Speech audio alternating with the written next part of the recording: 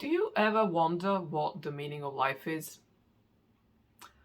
Well, if you do, then you are in good company and you have clicked on the correct video to find the answer. My name is Maya. Hello, and I'm your astrology crone, and on this channel I share my life wisdom as I lived it for the last 50 plus years astrologically. So today I'm going to talk about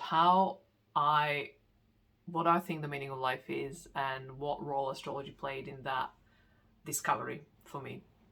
So, in a nutshell, really, the simple answer is, if you ask me, is the whole point of life, the meaning of life is to experience life as per our uniqueness.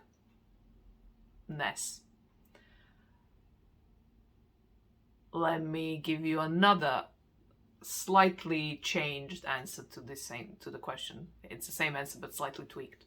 So the meaning of life is to experience ourselves fully, truly, and deeply. The meaning of life is to be who we are. That is it. So let me then tell you about how astrology answered that for me, or helped me answer this, or helped me arrive to this conclusion. So, sorry, I was just checking. This is actually recording, yes. So astrologically speaking, we have. I'm sorry. I should also say that I am. In terms of astrology schools, the one I rely on the most, the one that resonates with me the most, the one that informs my teachings and my philosophy of life and astrology, which to me are interchangeable, more or less, is evolutionary astrology. And it's the astrology that is interested in, or looks at how, as a soul, we're here to evolve. What is our evolution in this lifetime? What is this journey that we are embarking, and journey of life, and which is really another way of saying journey of change, because life is change, right? So evolutionary astrology talks about that, starts rather to answer this question, to explore this question of the meaning of us on this planet. It starts with Pluto. So Pluto is a planet you will find in your chart if you go on astro.com, and I will show you how to do your chart. There will be a link below this in the description of this video. One of my older videos where I show you how to make your own chart, create your own chart. And you just need to look at the tables as you create that page on astro.com and scroll down, and you will see Pluto. Just look for the word Pluto basically, and you'll see what the glyph is, and then your actual placement, the house and the sign and the degree.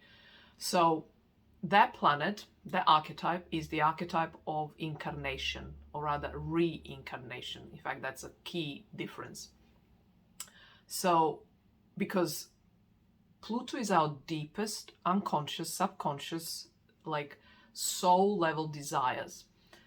So and it's the reason why we incarnate, why we keep coming back into the body, every time a different body and different name, a different time, and all of it, right? But it's still a matter, a physical body.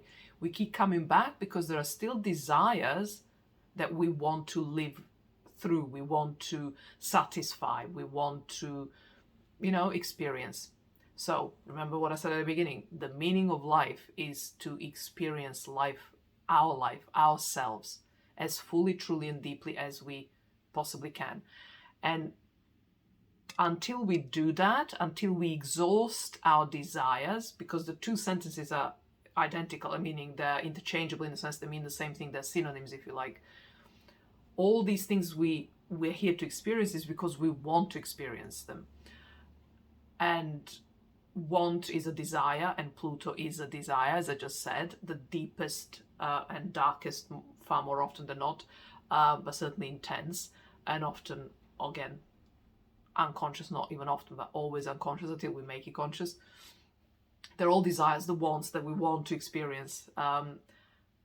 So for as long as we want to experience something, for as long as we have a desire, we will keep reincarnating because we cannot fulfill the desire without the body.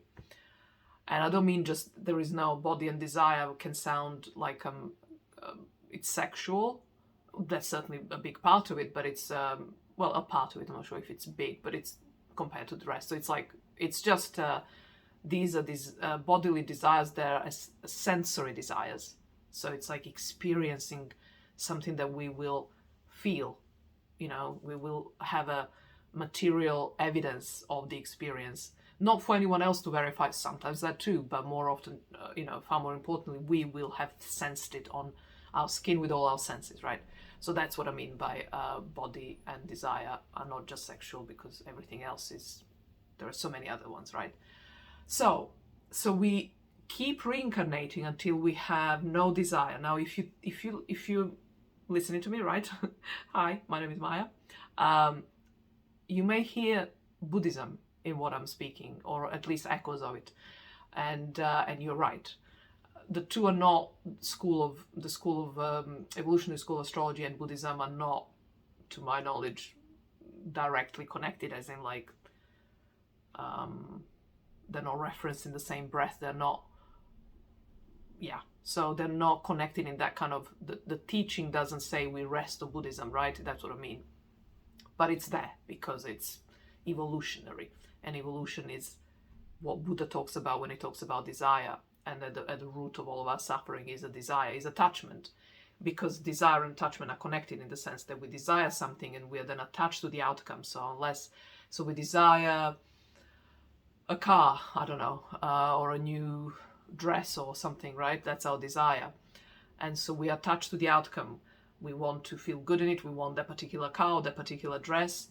And how often do you find that when you do get it, you might have like a momentary or like a short-lived satisfaction, but it quickly just becomes a perpetual source of dissatisfaction, and that is a form of suffering. Obviously, it's far milder than some much more serious and darker and heavier human suffering, of course, but it's that sense that you are in perpetual pursuit of fulfilling your desires, and every time you fulfill them, they're actually not, you realize that they're not that, it's not about fulfilling them.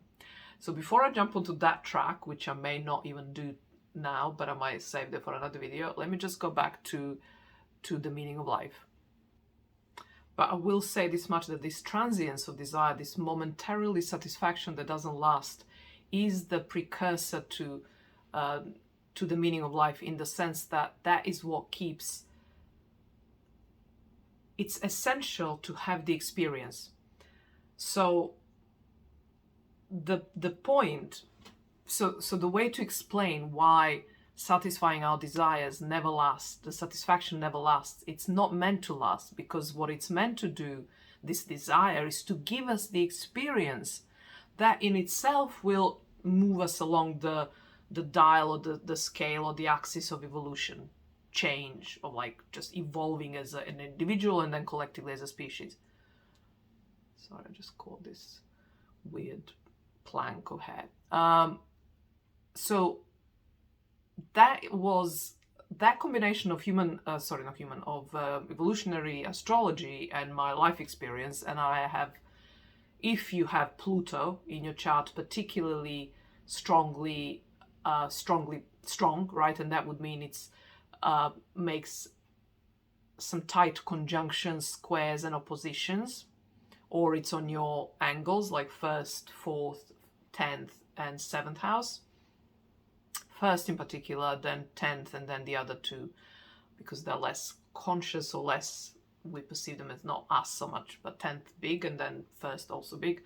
So either in those angles, or you have them conjunct, opposite, or square to your natal planets, and I have them conjunct Jupiter, square Mars, trine, actually, okay, it's trine, but it's still my sun and all that, and my south node, and Uranus and all that. Anyway, so in my personal chart, so it's but it's Pluto Mars is particularly, or even of all other personal planets that Pluto can touch, when it touches Mars by opposition, conjunction, or square, that's a particularly strong signature of compulsive evolution. Sorry. that person is designed or geared up for or towards, right? So either not just by fascination as a kind of scholar would be and then studies it, that too potentially, like I do to an extent, but experientially. So I'm just like wherever I can stretch myself. It's not everything, it's very much specific to my chart and to my Pluto and to my Mars, but this drive to keep moving along this axis of progress. I don't want word progress connotes positivity, which I don't want that to be my message, because it's not about positivity or negativity. It doesn't judge. There is no qualitative evaluation of these trajectories and these journeys. It's just it's positive only in the sense that it's giving me what I want, even if I don't think I want it, or even if I don't realize I want it. And that's the story of Pluto, which will be another video. But back to the meaning of life, which is essentially, as per me, as per Maya, your astrology crown, the meaning of life is to experience all of our desires, all of what we are, to experience ourselves. And so this is covered and supported fully by Pluto under the disguise of desire. And the fact that desires don't last, the satisfaction, like after fulfilling a desire, that it doesn't last forever. We think, oh, that's it, I'm done now. No, the fact that that is never the case, that it's really just, it's not a destination. Fulfillment of a desire is never a destination. That's Pluto in evolutionary astrology. That's what it does. It does not, you don't stop there. Supports my theory, which is that really this continual pursuit of our desires, whatever they are, literally whatever they are, from the minuscule to the most weird or to darkest to lightest, all of it, everything we want, right? Everything we desire. Our relentless pursuit of that, while at the same time, the reality of these pursuits is that we don't ever want to sit on these destinations for too long, supports my theory that it's all about the experience. Because during the experience, that's enough. Why that is, right? It's not because, I neatly want that to support my theory. Really, my theory is, this is how I derived it from astrology, right? Is because, well, and my own experience. I mean, astrology doesn't tell me what I don't already know. It just gives me language for what I already know, right? A language and meaning that's beyond my personal kind of self bubble of like small world of mine, right? This puts me on a cosmic scale and a cosmic theater stage, right? Living astrologically, which I will possibly, and I will put the video down there as well if you want to understand more about my kind of why I live astrologically, what that even means. But the experience is that which transforms. And because Pluto and the whole point of life is to, let me just get this right. So the experience is that which is enough. That's all we need, the experience to change us. And evolutionarily, Pluto, our deepest desires, is to keep changing. And the change, let me just get this right. The change is what makes experiences exhilarating. Because you're never the same person after having experienced something for the first time or for the 10th time. Sometimes we take that long to achieve that sense of newness.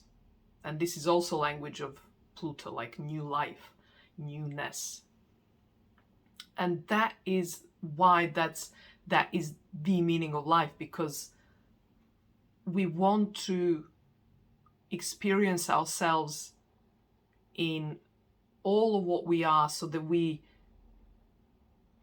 or rather I should say, the newness is like a carrot. Actually, I should put it that way. So it's like a carrot. This sensation of newness keeps us motivated to keep looking for new experiences. And by new, the end experience is new, like, because hold on, let me get this right. I just finally clicked on why am I getting my knickers in the twist, as British would say, because I'm trying to explain one thing with another thing, but those two things are the same. So Pluto and experiences are the same, and the meaning of life in a way as well. But so I'm going to just use to conclude my point. And please let me know if it wasn't clear enough in the comments. Like I say, I really want to be clear, right? So if you're not understanding, if you need me to elaborate on something, clarify more, please let me know in the comments. So I'm just going to use this one example, and then I'll conclude this video, which is sometimes we need to see the end to understand the beginning, or to look back, from that vantage point, we can finally get what we're talking about, right? So if you think of yourself at the end of your life, right? What will give you the meaning? For me, and I presume therefore, well, not therefore, but well, in a way therefore, because I'm not the only one that thinks like this. So when you're at the end of your life, on your deathbed or near enough, what would make your life meaningful? It's to have experienced and lived fully, truly yourself and your life, which are the same thing in a way. So being truly, fully yourself is the same as living your life fully and truly, right? That is what will make your life meaningful. That is when you look back, because and in order to have lived like that, you have had to have experienced all of what you are. You have had to have experienced yourself fully, truly, and deeply, right? You get that? If not, please let me know in the comments, because this is so important, and I want to make sure that I'm speaking in tongues that are intelligible. And please let me know in the comments if you need any more clarity around any of the things that I'm sharing, or even more wonderfully, do let me know if you share this way of looking at the world, and do you agree with my answer to what the meaning of life is?